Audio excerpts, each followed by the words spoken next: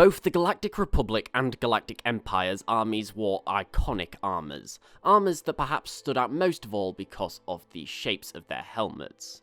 Be it the clones who took the most amount of inspiration from the Mandalorians, or the stormtroopers' intimidating gaze. These armors were truly incredibly remarkable and would definitely stand out in a crowd. Now, we have talked a lot on this channel before about armors for both the Republic and the Empire. However, we haven't really talked much about helmets in particular, and why these were possibly the most important pieces of equipment that these armies had. Not just keeping themselves safe, but also preventing galactic disasters. Now, you may be thinking, well, duh, it protects the head, the most important part of the body. And yes, this is true, they offered much needed protection.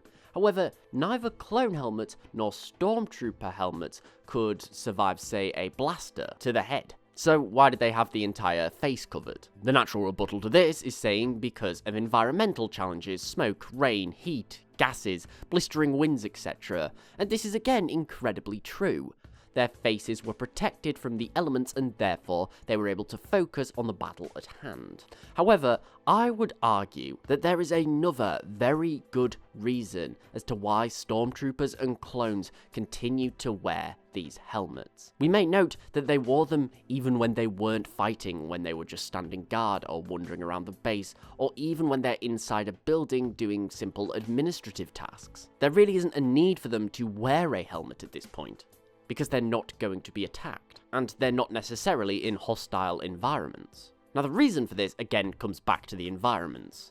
In this video I want to be talking about disease, and this is something that is very much given very little context in the Star Wars universe. We hear numerous mentions and have numerous stories about plagues, viruses, etc. But these are nearly always very isolated incidents and rarely happen outside of one population center. But now let's talk about why exactly this affects clones and stormtroopers. So at the end of the day, soldiers in both the Empire and the Republic are moving around a lot. They went from world to world, either liberating or conquering the populations. And this is entirely different environments, mixing with countless different species, different flora, different fauna. And being in such a wide variety of environments, it means that they're effectively going to be surrounded by such a diverse range of germs, diseases, and viruses. Things that their human/Mandalorian bodies were not equipped to deal with. Again, this is something that in the Star Wars universe we don't really get much context about, and it's probably because it would just make all of the stories far too complex. We kind of have to assume that in the Star Wars galaxy, they must just have a huge amount of inoculations, and this allows them to have such a diverse galaxy where people can travel from world to world without constantly getting ill. However, this isn't a foolproof plan. At the end of the day, if say a clone goes to a world and an illness manages to mutate, and is no longer stopped by the vaccine that the clones had previously been given, this is incredibly dangerous. Firstly, said clone likely doesn't have any natural resistance to that world's illnesses, the same way a native of that world would have. And secondly, and this is the real problem here, is that those clones will not be on that world long. They will be redeployed somewhere else, and this will effectively spread this illness or disease across the galaxy. And this means said illness goes to a new population that also will have no natural immunity to it at all. I do quickly want to take a second here to talk about why clones are particularly in danger of this over stormtroopers. We need to remember the fact clones were made in labs, incredibly sterile conditions. They grew at an enhanced rate in a very select environment, and this meant that their body was not able to create natural resistance to tons of things. Stormtroopers, on the other hand, who probably came from one world, at least aged naturally, and therefore their bodies developed differently, and that ensured that they would still get enough natural resistance to at least be significantly hardier than a clone. Effectively, stormtroopers and clones, or you could just say massive armies that are spread across the galaxy, will spread illness galaxy-wide, causing massive problems with disastrous effects. For this reason, it is arguably far better practice to wear their helmets. They're often fitted with some form of rebreather, which helps keep harmful toxins and germs out, which is incredibly important because it ensures said clone doesn't become infected and therefore that clone cannot infect others. Now, I do really quickly want to go on a very little tangent here, and that's just to address things such as the fact that, firstly, clones didn't always wear their helmets. There are numerous accounts where clones took off their helmets during battle. And also other things such as Imperials who didn't wear their helmets, and also Rebels, who very rarely had a full face with a rebreather attached.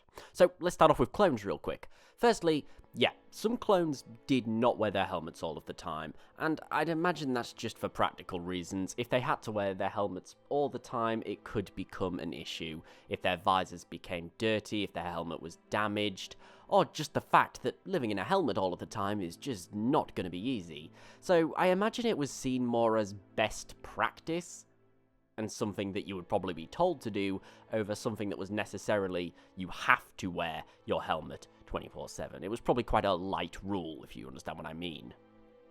And now let's talk about people such as Imperial Officers or Commanders who don't wear helmets at all. The Imperial Officers were seen as far more valuable than, say, a stormtrooper was. We have to imagine that the sort of healthcare that an Imperial Officer would get would be far, far better to that of a stormtrooper. Say if you were a commander on a world who was orchestrating a defense against a rebel force.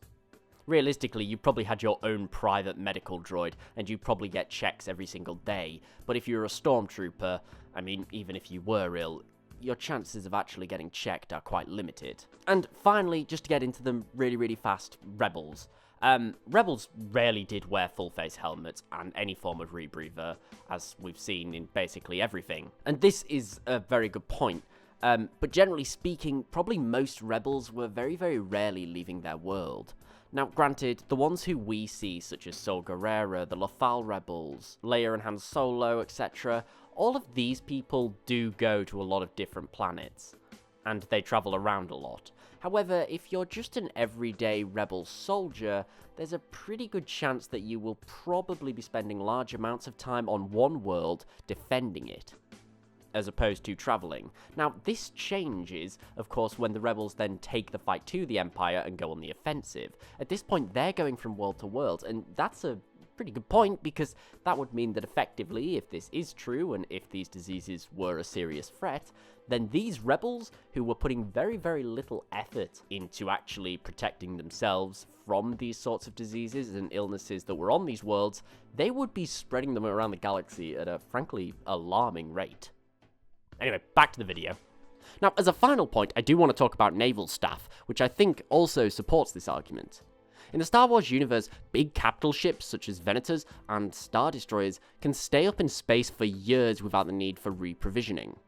For this reason, since Naval Staff may be living on these ships for very long periods of time, they exist, similarly to early clones, in very sterile environments, with very limited risks of getting ill. So you would almost never see a Naval Staff come down planetside, because firstly, they rarely use helmets. But also, living on these sterile environments for long periods of time effectively can make them very, very susceptible to these illnesses and diseases. Now, again, this isn't necessarily law because we have very, very little information to go on, but I would say it's more than likely that the way this was stopped and the way that the Republic and the Empire ensured that diseases were not jumping from world to world and that their troops were not getting ill and becoming super spreaders, so to say, was actually because of capital ships. Following a conflict, and when troops were being redeployed, they would live on these ships for likely a couple of weeks or even months before going to their next location.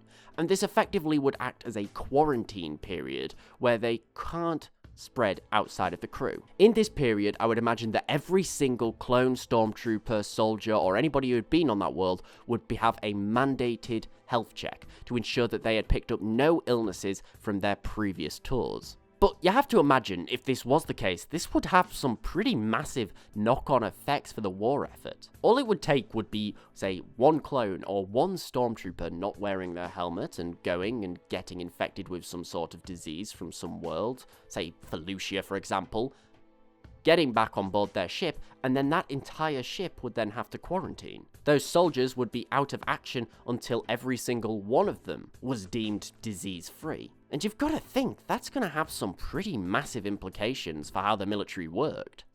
Ultimately, I think that this is a major issue in the Star Wars galaxy, and one that would definitely be a far bigger problem than it is initially seen as. But what do you guys think? is this why helmets play such a big role for organic armies? And how big of a threat do you think this would pose to the galaxy? Let me know in the comments below. Thank you for watching. I really do hope that you enjoyed this video. If so, please remember to like, share, and sub, as it is really appreciated, and it helps the channel grow. Also, please don't forget to follow me on Twitter at @TheLawGuy, and tick the bell to make sure you get regular updates whenever new content does come out. But most importantly, thank you so much for watching this video today. I hope you all are having an amazing day. Hope you're all staying safe, and I'll see you next time.